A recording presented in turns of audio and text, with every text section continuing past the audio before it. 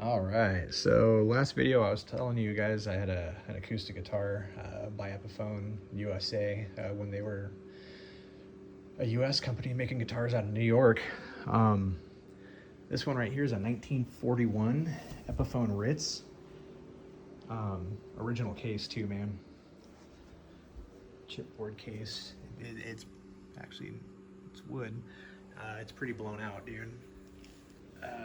This one hasn't made it outside of the studio or the home or anything like that. But if it does, it's going into a different case. I don't want to hold this one. The handle, it's just old, dude. Thing's hella old. Bear with me because I don't have I've only got running on one hand right now. So, Epiphone Ritz, 1941. Original case.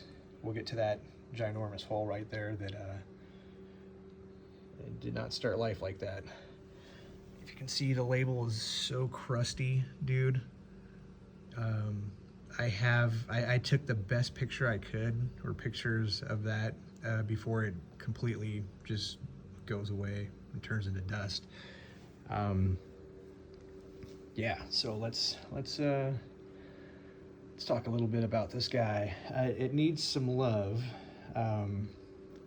It needs a little bit of work done. As far as like, it needs a new nut.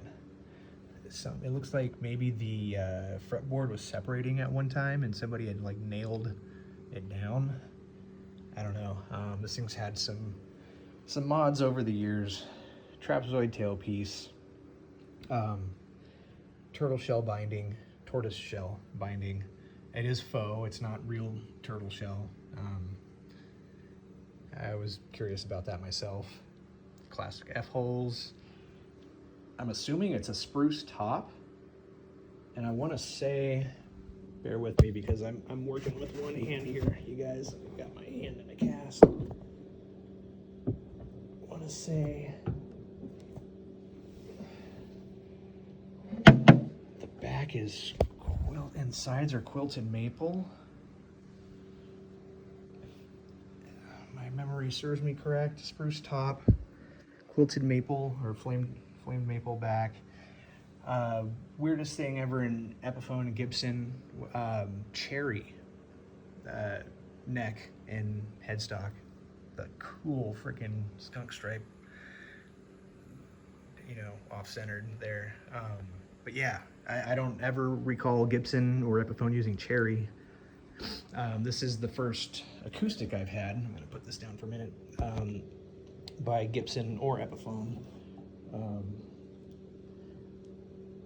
Yeah, so I was looking at a, I can't remember what model it was of Gibson as far as acoustics go. It was like the 00, I believe it was, a little parlor guitar of theirs. I wanted something bigger though, full size. So this is an arch top. This was predominantly played for jazz. That hole was drilled, or I don't know, sawed into, cut. Looks like they might have drilled 2 holes right there and then used a skill saw or something to, you can see like he was gonna, there's a circle out, like he was gonna cut a sound hole into it. There's a pickup right there, and back in the late 40s and early 50s, it was really common for these archtop jazz guitars to have a pickup installed so that they could run through an amp, because this was like the one instrument you couldn't hear in the jazz band, you know, was the guitar. Drums kind of, you know, killed everything as far as sound goes, and you had a, you know, a double bass, or what they call is a stand-up bass, which is pretty loud, believe it or not, for an acoustic instrument. There's some more striping and just weird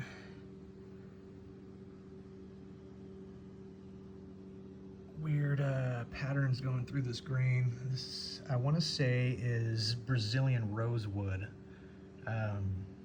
which you can't get on a modern guitar just because of, I believe it's protected now.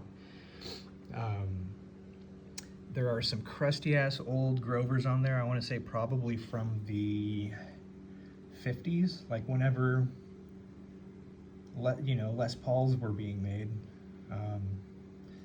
The one thing that wasn't on here, and I'm not sure if there was a Hollywood veneer over the top of this headstock, but there was no Epiphone logo on this. Pictures that I've seen, it's mother of pearl inlay. I just put a little decal on there, like an old-timey one that would match the era. But I can't for the life of me figure out if there was, like classic Gibson Epiphone where they would do a Hollywood stock veneer with the mother of pearl inlay on that. The only way I can tell it was a US Epiphone or an Epiphone to begin with was the crusty tag in the body. I'm gonna put my phone down for a minute and I will show you guys what I believe was the last pickup to be ran in this thing, which I kind of scored on, to be honest. It's a Bill Lawrence. I guess you would call it a floating pickup. This thing was installed at one point. It was taken out by the guy I bought it from, but that Lawrence pickup was in this guitar when he bought it, and he bought it from his brother. It was an old man, so he was probably in his 60s. I picked this up a few years ago, and his brother has had it since they were both like teenagers, and he bought it from like a neighbor or something like that. But there wasn't, I would imagine there was either I don't know who made them at the time, the pickups that jazz guitarists were popping into their arch tops. But again, it was common for them to cut a hole into to run pickups and their guitars so they could be louder. I've got the original bridge in there, I believe, or not bridge, the nut. Again, bridge is trapezoid.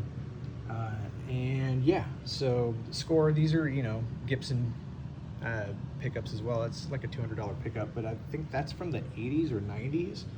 So I'm kind of curious, what was in here originally, and I wish I kind of had it. But here's the inside of the case. Is just stellar condition, man, for how old this thing is. The original key is in there too. Yeah, cool guitar. So I think I'm gonna run that Bill Lawrence pickup back in here.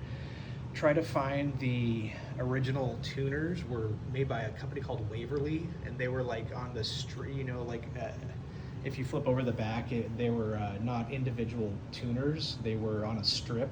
I can't remember what that's called, that term, but they're all, it'd come with like 2 strips, with 3 machine heads on them. And then I need to find the strap button for the other side of this guy. I guess it went right there. It looks like somebody scabbed a piece of wood in there. This thing has really been like hacked up, but it's really, looks like that's where they ran the jack for the, that's weird though. These are just like always on though, right? Oh yeah, but you would still need to plug. Okay, I'm sorry, I have like in a lot of pain and haven't had limited sleep, so that's where you plug in. Trippy. Yeah, it's a really old guitar, man. Next I will show you guys some of the smaller instruments I use. This is actually the last guitar out of my pile. I've got, we're gonna review my violin, my ukulele, and my melodica. So we'll get those all reviewed. Then I'll start running through my amps and like recording crap and all that stuff, mics and all that crap. But yeah, amazing guitar, super rare, needs a little bit of work. Can't wait to get this up and playing, man. This is really a special guitar. You guys have a good one.